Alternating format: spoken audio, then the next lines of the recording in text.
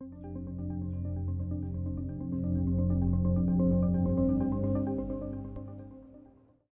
my name is Michael Maponga. I am the founder and CEO of AfroLange TV, which is a streaming network that brings Pan-African stories to the world, right? This is movies, TV shows. My name is Leslie Twalo from South Africa.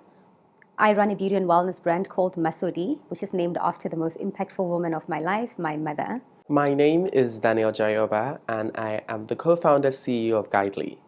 And Guidely is on a mission to make the global immigration process seamless and efficient.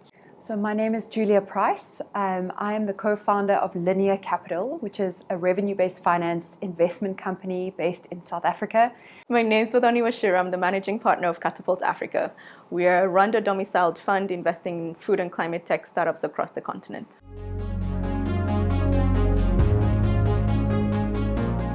I think a couple of things. The first is that in Africa and in many of these local economies, it is really critical that the health and the longevity of the venture ecosystem is one that creates jobs, it drives revenue, it drives economic growth. We really can't leave these things up to the big companies and big organizations in local economies. Take care of your mental, emotional, and physical health. The condition and success of your business depends on it. Always build for the future, right? For example, I'm in the midst of preparing to build a studio in Zimbabwe that is going to be a major studio because we don't have a Disney, we don't have a Paramount, Universal. There's not one particular major studio on the continent. So with us going in to build a studio, how are we going to be able to build for the future? I think for me, my customers know my name, they have my phone number, they have my email, and just being able to receive calls from them and get their perspective and feedback on our product has been very helpful. They've been very good in even giving us ideas that we never thought in terms of how to build the product. So that's my first lesson. And finally, I think the third thing that I've learned from just being in this industry is how fast-paced it is, how exciting it is, and how it can also be multifaceted. For example, when Masodi started, we were just a beauty brand. But the more I gained experience in this industry, the more I realized you cannot talk about beauty without talking about wellness. So how people look matters just as much as how they feel.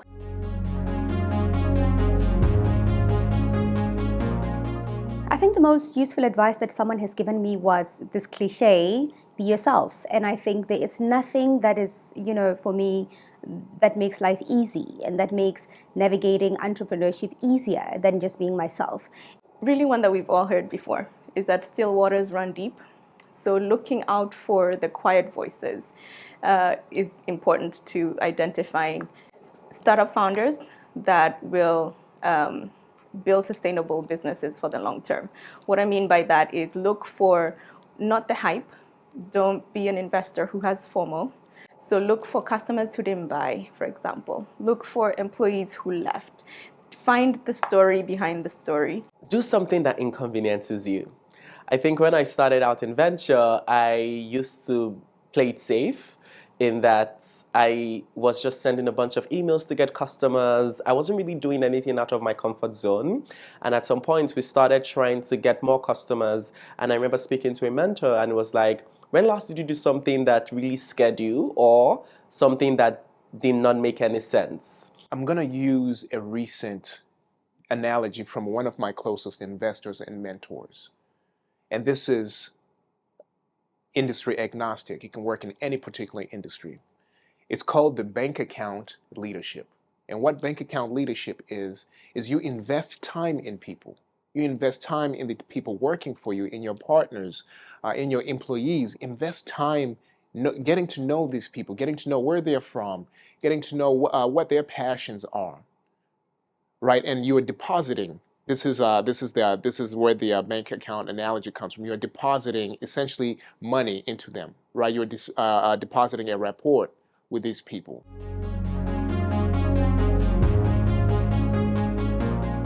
There are a lot of misconceptions about Africa and about investing in Africa. One such misconception is that Africans don't know how to build. Africans don't make good customers. Another one is that African investors in particular are not good at leading rounds or pricing rounds. The reason this particular one is quite critical is African VCs have shown more price discipline, investing up to Series B, than investors who are not African. Africa customers do not want to pay for anything. And that is something that also affects founders when they're trying to price their products, because they try to underprice themselves because they believe if it's too expensive, then the users will not pay for it. But I think what we've realized is when it's of value, when they see how efficient and effective it is, they will pay for it. Really, I think a myth here that we've got to bust is, hey, venture capital solves a lot of the challenges that we face, but we do need lots of other innovation and alternatives, particularly in an African context, that really suit not only the economy, not only the business and the sector, but also the life stage of the business. That there's no money, right? That the Africans are backwards, right? There's no technology to facilitate growing or scaling a unicorn, for example, right? I know I have people that have asked me, well, do they have credit cards in Africa, right? They might not have the standard credit cards, but I can tell you that they're ahead of us because they've been using things very similar to like Bitcoin, right? Mobile money, mobile cash, and so forth. So Africa is always skipping a generation, right? We went from 2G to 4G.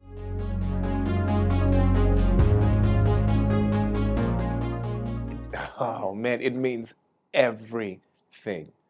And I know that's cliche to say, but when I started my company, again, a solo founder, right? So I'm pitching an African company to old white VCs that do not understand anything about Africa.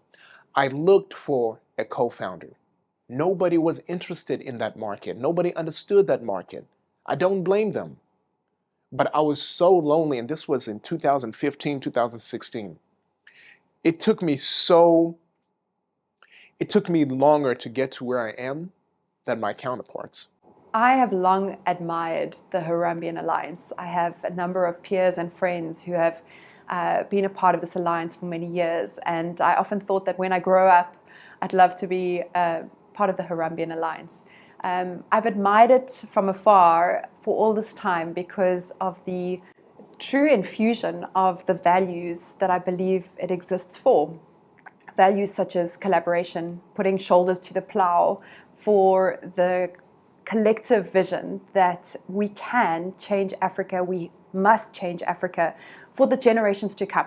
Being a Harambean to me is an experience of affirmation that I am one of the African entrepreneurs and that I am one of the African individuals that is on this journey, on this path to uplifting, to advancing, and to participating actively in the success and the future of my continent, Africa.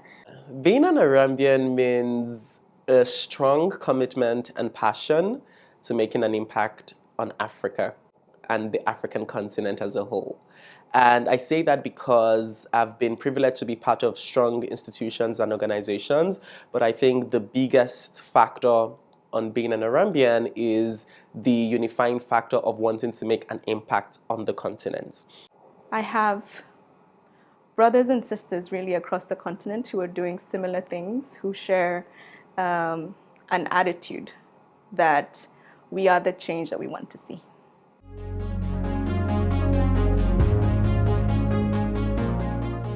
I think my dream and vision for Africa is an Africa that is beautiful.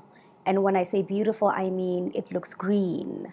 It's got, clean water and rivers are flowing and there's waterfalls everywhere and the trees are green and the animals are alive, the people are buzzing, music is playing, there's food in abundance, and we live on our own terms, in line with our cultures and with our norms. I want pride in my children and in the children of Africa. I want people not to feel ashamed of where they've come from, to feel that they're empowered to make a difference, and to really unlock the opportunity that entrepreneurship presents for the prosperity of a continent. My dream for Africa is, for the future of Africa is, for the African youth to not have to move outside of Africa to find opportunity, but to stay home and build. My dream for Africa is a continent that is blessed with strong leadership, where the citizens are empowered to actually contribute to good governance. So my dream for Africa in the years where my kids and their kids grow up is that they choose to be in Africa and not in a developed world, where Africa stands as a pinnacle of hope and excellence and diligence and innovation. And I'd love for the world in years to come to look to us really as that pinnacle of hope and innovation. So that would be my dream for us.